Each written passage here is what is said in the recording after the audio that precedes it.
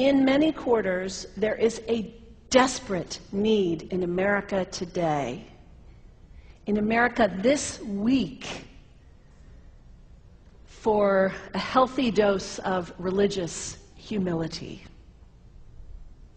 There are too many people getting too much face time on television who claim exalted status for Christianity and who are demeaning other faith traditions, particularly that of Islam. And my friends, this has got to stop. The trigger for this latest wave of intolerance is media coverage, many of you have seen it, about a plan to build a Muslim community center 2 blocks from Ground Zero. The center will have a mosque, an auditorium, and a pool. It is modeled after YMCAs and Jewish community centers all across the country. For all I know, it's got locker rooms and childcare. Now, to be very clear here, reasonable, faithful, caring people can disagree about how they feel about this facility being built so close to Ground Zero. But that does not justify the wave of fear and suspicion that has washed over this country over the last 10 days. The media are now calling this a wave of Islamophobia that is sweeping across America. I saw a story this week on CNN about a minister in Gainesville, Florida, who has declared September 11th of this year Burn the Quran Day. Thank you for your reaction. That was mine. This guy is a minister at a non-denominational church called the Dove World Outreach Center. He said all kinds of disparaging, insulting, inaccurate things about Islam that I'm not going to repeat from this pulpit. His message is about hate and fear, and I can assure you there is nothing in the Gospels, there is nothing in the teaching of Jesus Christ that says anything about burning the holy texts of other traditions. It is not there. The proposed burning of the Quran is obscene. It is not the work of peace. It is not the work of understanding. It is not the work of building bridges. It is insanity. Now, the good news is there are a lot of groups, a lot of churches, even the National Association of Evangelicals, who are condemning this action and urging the church to cancel their event.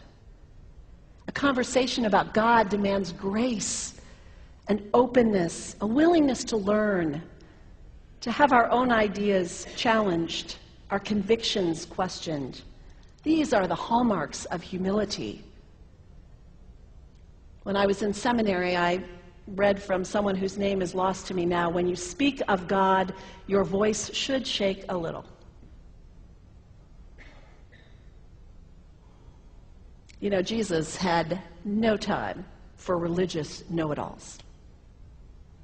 He saved some of his harshest criticism for church leaders, for the Pharisees, the religious leaders who were so certain about who was out and who was in, who was holy and unholy, clean and unclean. Jesus was forever taking all this religious certainty and turning it on its head.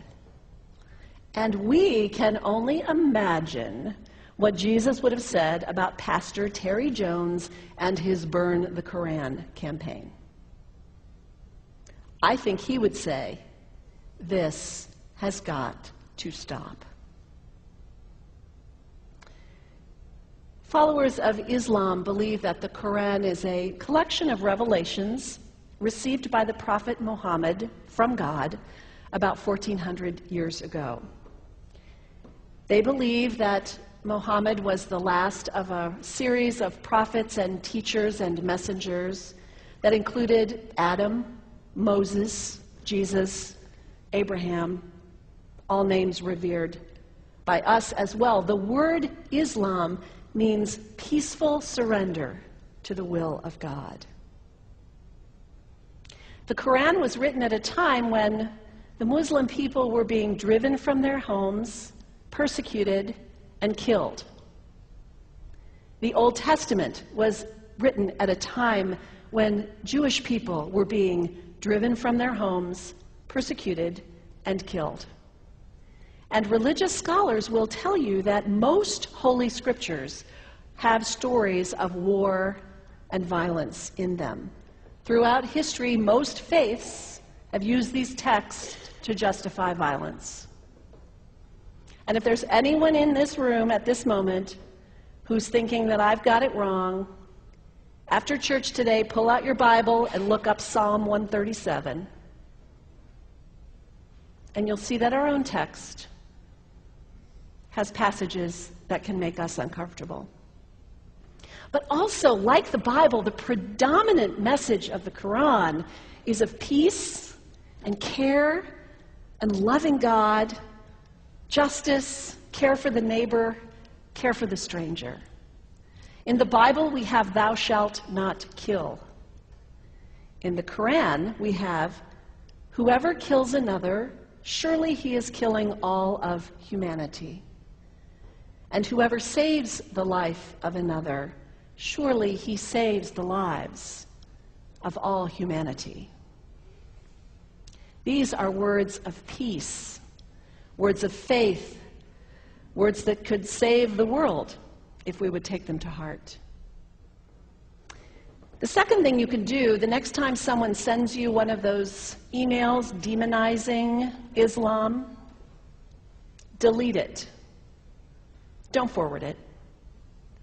Don't participate in the stereotyping. Don't give in to your fear. It's okay to be a little afraid. We all have those emotions. Just don't give in to it. Don't sign on for it.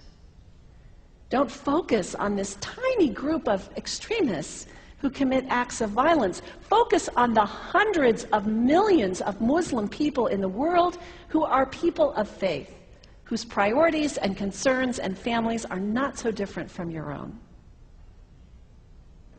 And third, when you think of Muslim people, think of individuals. Think of the professor at Ohio State. Think of the engineer at Honda. Think of the teacher at the elementary school down the street. When you think of Muslim people, remember those who died on 9/11, not the hijackers. There was only a handful of them. Remember Mohammed Sunhami Hamandi. He was born in Pakistan. He came to the United States as a small child with his parents. He played high school football. He went to college. He became a part-time ambulance driver. He died, this Muslim young man, on 9/11, trying to rescue people and save lives. When you think of Muslim people, remember Mohammed Salahuddin Cloudhurry. He was a waiter at Windows on the World, which was at the top of the World Trade Center. He died that day. His wife had their baby 2 days later.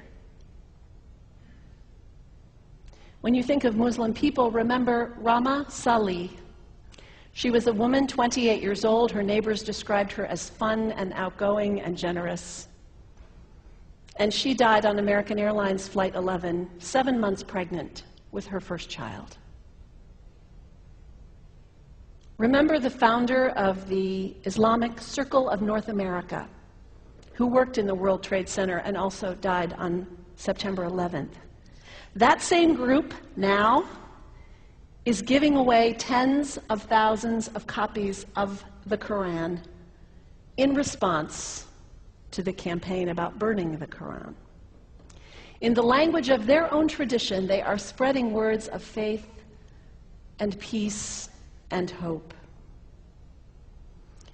One of the ladies at the 8:30 service this morning said to me after, maybe we should declare September 11th, buy a Quran and read some of it.